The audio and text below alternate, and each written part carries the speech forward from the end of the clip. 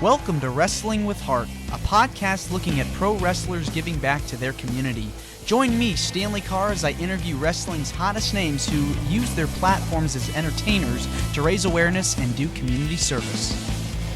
Hello, and welcome to another edition of Wrestling with Heart. This is the show where we talk with professional wrestlers and professional wrestling personalities about their lives in and outside of the ring, as well as doing acts of charity work, community service, volunteering, and just spreading positivity. We're all about the positivity here on the show. And with me today, I've got a very special guest. She is a third-generation superstar. She's got wrestling on both sides of her family.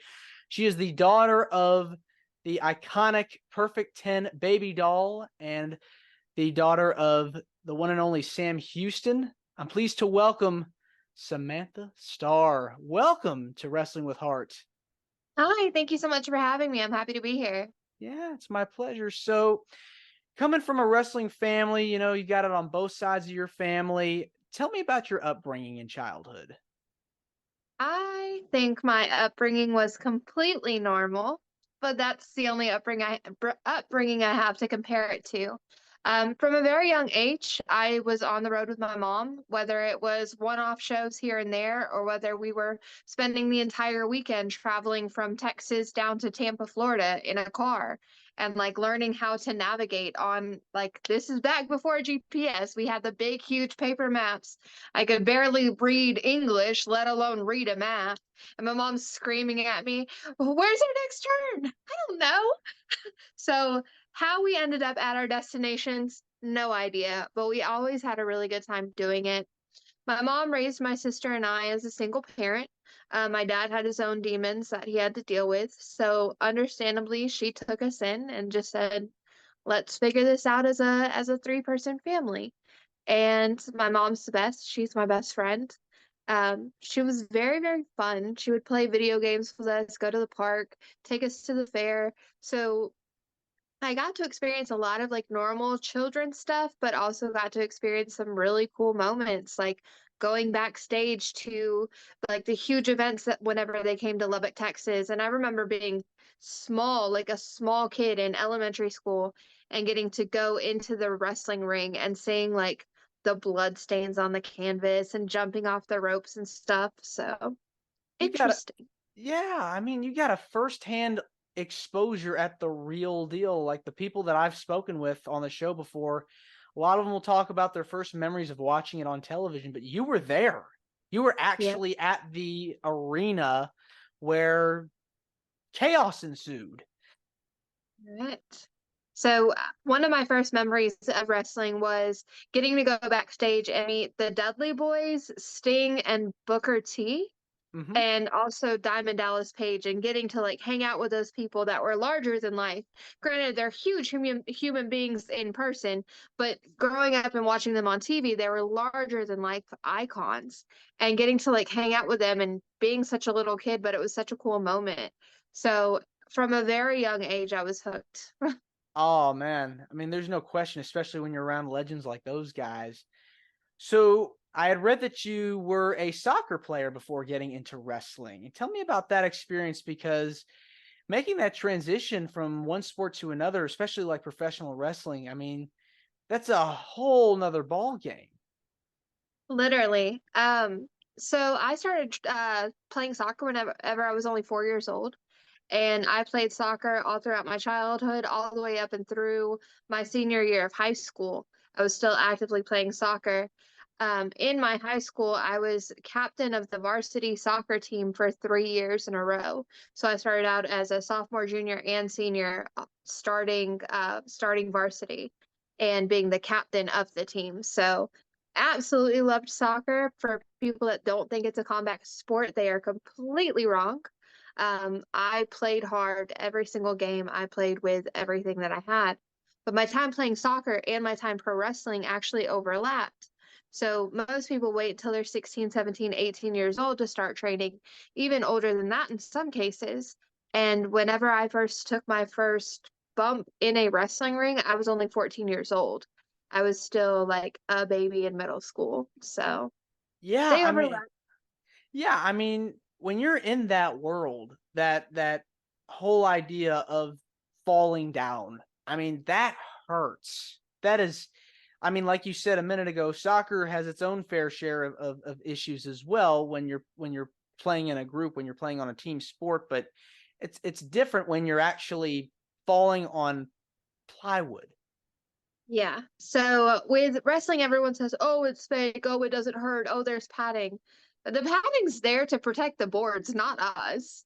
Like, that's not enough padding to truly make a difference. It's like maybe this thick and it's foam.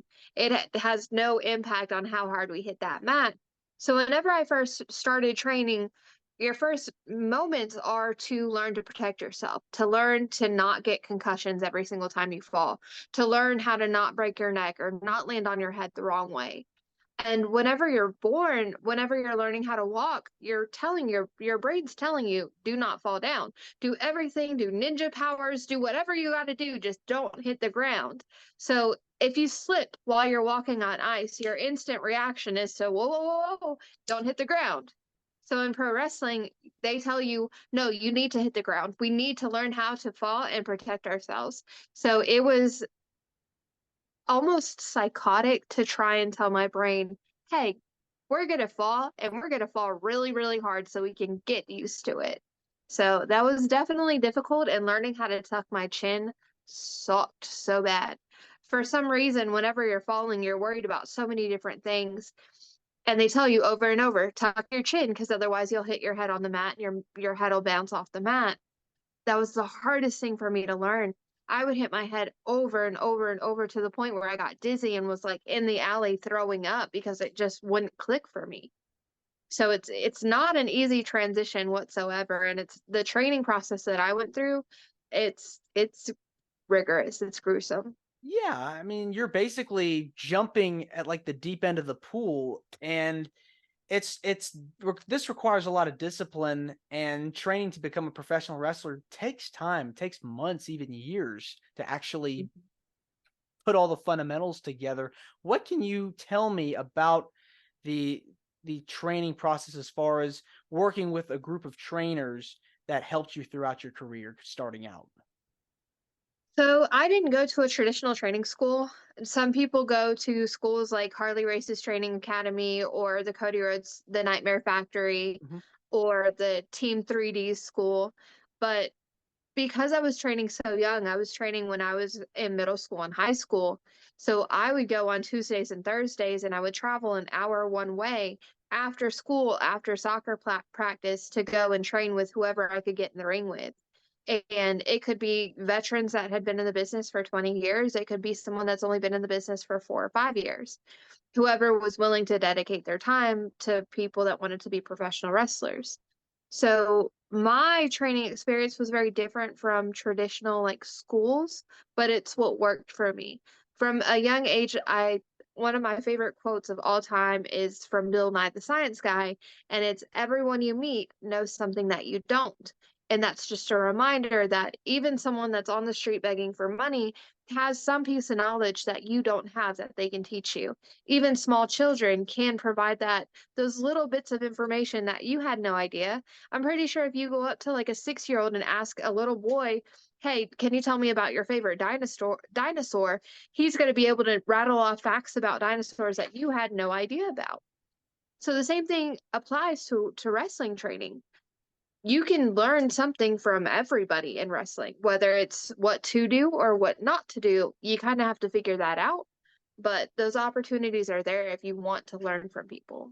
And it's about that psychology too, like why you're doing certain moves than others. It's definitely something that you got to keep in mind once you're actually in the ring. Mhm. Yeah. You're correct. Yeah. So you get trained, you make your debut. Tell me about your first few matches in the business. Any memories you want to share? Oh, they were rough, and I owe my opponent my life because boy, was I a nervous wreck.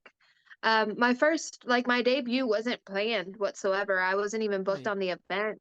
The promotion down the road from where I lived had a cancellation, and they were super desperate, and it was a charity show, and I was like, oh, I hate that, but okay, sure, let's go. So I was like, all right, let's figure this out. And I went and I had my debut match against woman named Persephone. And she had been in the business for a long time and had trained with Mickey James and was friends with Daphne and had very deep roots in wrestling. So I trusted her literally with my life. And we had a lot of matches together throughout my, like, the earlier time of my career. And it's just once you have those moments, it's like a sisterhood. Like, yes, whenever we're in the ring, it's business, but outside of the ring, she's coaching me and mentoring me and you're just checking in on me, making sure that, everything's good. So That adore co- her. it's that camaraderie that comes with being in the business for so long. It's that brotherhood or sisterhood that you carry on with you for so many years, and that's what a lot of fans, they kind of see it behind. They later see it behind the scenes of like, wow, these people are actually friends outside of what you see on TV. So it's Mhm. incredible how that's worked out over the years. So, who have been some of your favorite opponents to work with? That's a really good question. Currently my favorite to go against is Kenzie Page. She is the current NWA Women's World Champion. And she and I have gone toe to toe just a few times, and she's bested me every single time. I love a challenge. 100% I love and chase a challenge. If it's an easy match for me, if it's an easy defeat, if I know that I can beat them, it's not that exciting.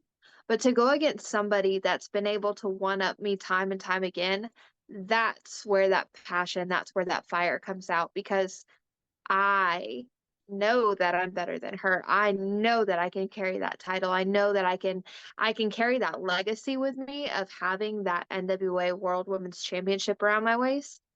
And I'm not going to stop until I have it. And right now she's the only one standing in my way. All about the grit and determination. Definitely, I can definitely see you hold that championship in the not too distant future. Any fantasy matches of people you wished you could wrestle, past or present? Ooh, good question.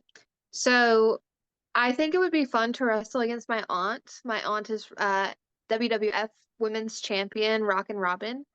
Um, She retired a long time ago. She realized wrestling just wasn't what she wanted to do long term, which is fine. I understand it. You get hit enough times, you're like, oh, probably need something more sustainable. I think it would be a really cool opportunity for me to wrestle against her. The chances of that happening are very, very slim, but you never say never. no, Another person that I would love to share a ring with is Mickey James. I've always looked up to Mickey James. She's very, very talented inside and outside of the ring. And I think that she is still in her prime. She's like, some people are like, oh, she's washed up, whatever. No, hell no. If you watch Mickey James, she is as good now as she was 10, 15 years ago. She's absolutely amazing. And then I would probably have to say Lita as well. Lita's just a hell of an athlete. She was an outcast. She was a bad girl. She was her own person. that When it was cool to be tall, blonde, and under plastic surgery, she kind of just made her own way. She carved her own path in the WWE, and I admire that so much. So those are probably my top three right now. those are very good choices. I'd love to see that happen possibly with Mickey James. I think that'd be a really good match. And Lita Yeah, too. we'll see. Never say Yeah, never. never say never. Has mom managed you at all? Yes, and those are always my favorite matches. To get to share those moments with her are so special. They're so spectacular. Um, she's managed me in several NWA matches that I've had. She was in my corner for the Crockett Cup. We had a 4 versus 4 hardcore team war. She was in my corner for my one-on-one singles debut with NWA against Kylan King in November of last year at NWA Hard Times too. And then she was also with me at the Burke Invitational when I debuted for the company in 2022. There we go. So every single time that she goes to the ring with me, we always have a blast. I prefer whenever we go out and we get to be the bad guys because I really enjoy being a bad guy. But I get it, I get it. Smiley, pretty girls, go ahead, make the fans cheer. I get it, but I enjoy being heel so much more. So I've been blessed to get to share a lot of experience with her all over the US. What is it about being a heel that just gives you the most joy? This is going to sound horrible, but I love making people mad. To evoke such raw, just uncanned emotions from an arena full of people, there's nothing else like it. Like, yeah, the cheering is great, but I I don't know. I guess I don't like seeing people like get worried whenever I get hit in the face or like get down. Like whenever someone's beating me up, I don't like hearing the fans like get upset. Mm, But they don't get upset if I'm getting beat up as a heel. Like they cheer even louder. So I think that may play a part in it, but it's just that control of just simple gestures can just rile people up, and I love that. Absolutely love it. yeah, you gotta do what you gotta do. Yeah. hmm We'll switch gears now. Talk about some of the stuff you've done outside of the ring.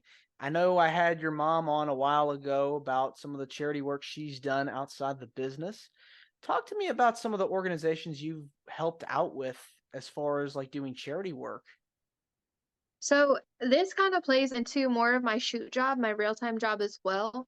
I am currently by on paper a business analyst, but I also run the Pride and Recognition program throughout a large portion of our group. So through my job, my work job, my regular job, I actually get to give back a lot.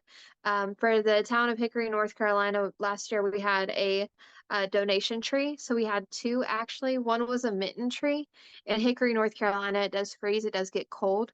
So I put a big Christmas tree up, and people were able to donate hats, scarves, mittens, blankets. We welcomed handmade objects as well as store-bought, and I took them down to our local homeless shelter in Hickory, North Carolina, and was able to donate those. We also, because people love animals, we also had a pet donation tree that we gave to the what is the town or the county? It's Catawba County, the Catawba County Animal Shelter. There we go. That's a mouthful. Uh, and we had so many donations for like dog food and cat food and toys and just the cutest little stuff to give to the shelter animals. And I'm a huge animal advocate. I've also worked with Clifford's Army. It's CARE.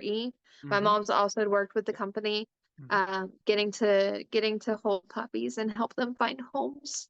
I'm an animal lover Uh, going through. do you have any pets at home? Yes, I do. I have a 9-year-old dog. His name is Brady, named after Tom Brady, because I'm a huge Patriots fan. He wandered into my life. I was at a very young age. He was just a little puppy, and I was able to find his owner, and it, I was crying, like boo-hoo, ugly crying. Did not care who heard me, who saw me, because I was having to give him back.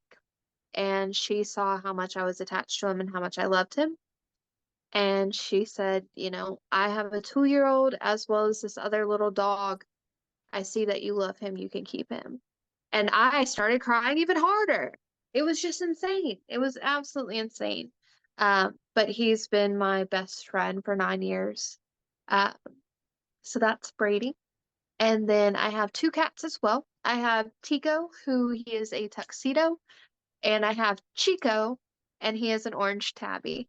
And anyone that talks junk about orange tabbies, they might not be smart, but they're adorable. I've always been drawn to orange cats. Their personalities, I've had really good luck with how just lovable and cuddly they are. Oh, it's very adorable. Was there a particular moment you were mentioning about helping out like over the holidays with donations? Was there one particular memory that just touched your heart when you were helping out? That's a tough one because they're all memorable. They're all like those just moments that you just stop and you think about like the impact you're making and just much you've done, but how much more you can do, and always pushing to the next level. So that's actually really hard to tack down for me. I Yeah, don't know. I don't know. yeah. I I can't mean, answer that. yeah. It seems like you've done a lot of work over the years. Why do you feel passionate about helping out in your community? To me, I think that we should all take time to better not only ourselves, but those around us. And whether that's running a toy drive for Christmas, or helping out at a homeless shelter or an animal shelter, or raising awareness for different illnesses, doing the walks, doing the 5Ks, doing the marches, doing the protests, whatever it takes to make an impact, I feel like we're meant to do more on this planet than just take care of ourselves. So huge in finding whatever avenues I can to give back in whatever way I can. Um, I don't talk very much about this, but my husband actually has a very rare disease. And it's one of those diseases there's no cure. He's on medication now, but there's no cure for this disease. It's called cystic fibrosis. And with that disease, that kind of flips your world upside down. And there's not a lot of information about it. There's not a lot of talk about like very rare diseases like that. So bringing awareness, however it may come, whether it's here's a cute puppy, let me talk to you about this disease, and let's find out solutions. Because whenever my husband was born, the mortality rate for people with CF was like so high, and the average life expectancy was under 10. And throughout information, throughout research, throughout charity work, and we're just bringing awareness to it. Now the average life expectancy is over 70 years old. And my husband's not that old. He's only 39. So to be able to bridge that gap so much and say, hey, you're not going to live to see your teens, to, hey, you're going to have a full life. That's amazing. And I want more people to have that experience. Wow. I mean, that's just heartbreaking to hear. I hope that in due time, I hope that there are treatable some kind of technology, as it advances, there's a way to cure rare diseases like that, and to hope that your husband is in good health and happiness, because that's just sad, to hear about stuff like that. So hopefully things can resolve themselves over time. It's just it's a process. And my husband's super duper healthy. The man is jacked. He's one of the most athletic people that I've ever met in my entire life. Not just CF related, but one of the most athletic people that I've ever met. You can look at him and you would never guess, because that's how well he's taking care of himself and how hard he pushes himself. And it's inspirational. Yeah, So yeah. it's awesome. Well, this has been wonderful getting the chance to talk with you. It means a lot to me and my listeners and viewers that are watching this on YouTube. Uh, where can people find you on social media? So on social media, I do have Facebook and I do have Instagram. They're at Perfect Knockout, or you can search for Samantha Starr. I think the Facebook URL is facebook.com/3G Samantha Starr. Uh, do not try to find me on Twitter. My Twitter got hacked and they said, sorry, can't help you. So I do not have Twitter currently, but I do have Instagram and Facebook. And you can just search at Perfect Knockout or search for Samantha Starr. I'd love for the support. Yeah. Well, Samantha, again, thank you so much for coming on the show, and you're more than welcome to come back. Thank you so much. It was a pleasure. Yeah. Have a wonderful night. Thanks. You as well. This is Wrestling with Heart. I hope you found this podcast to be informative and entertaining. If you did, please hit the subscribe button and look out for the next edition.